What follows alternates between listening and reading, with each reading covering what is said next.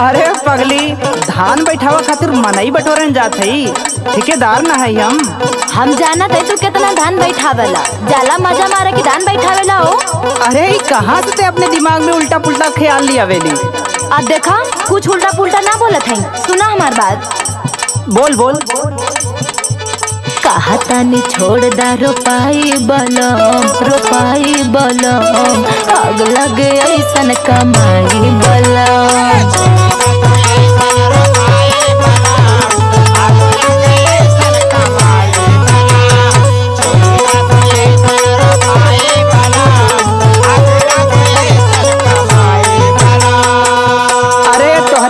छोड़ दे रोपाई, अब एसपी सुमित के भरोस ले लही और ना बैठाए तो बथकटई वाली बात ना हो जाई।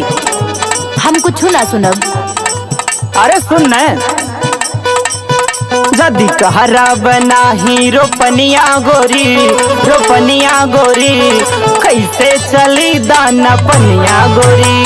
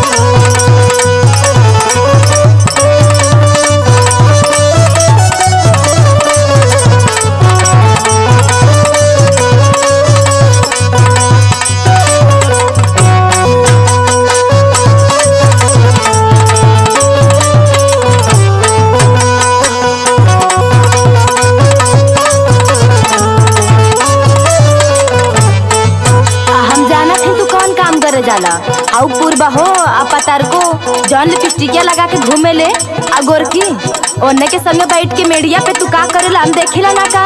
सुनो लइकिन के लइके करेला ठेकेदारी, देख के मुहवा से निकरेला गारी।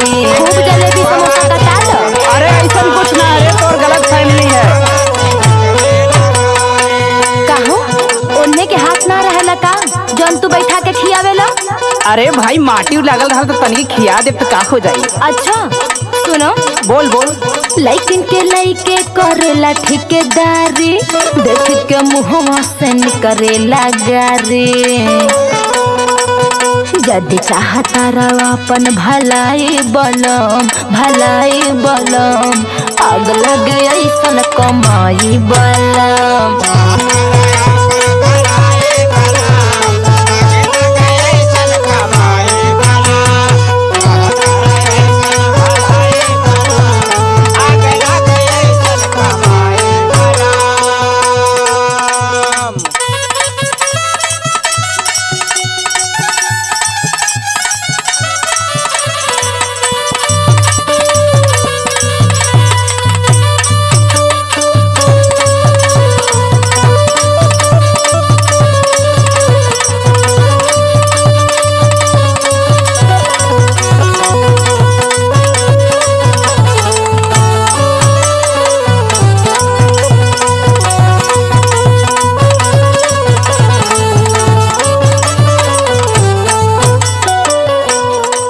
पागल, 3 दिन का आषाढ़ का घात है, ठाला है कमा लेवे दे, आई कुल तो तोरे खातिर न करत हई।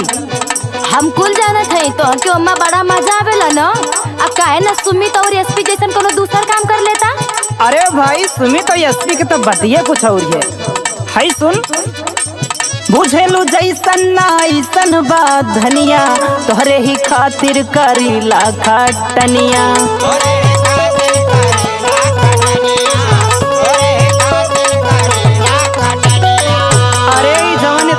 करत है न, मुड़े पसीना गोड़े पहुँचावत है। तू मुड़े के पसीना गोड़े पे पहुँचावला के पानी में छपक्का मारेला हो। बुझेलू जैसन ना वैसन बा धनिया तोहरे ही खातिर करीला खटनिया। अरे तनी बात के बुझा समझल कर परेशनिया गोरी, समझल कर परेशनिया गोरी, कैसे चली दाना पनिया गोरी।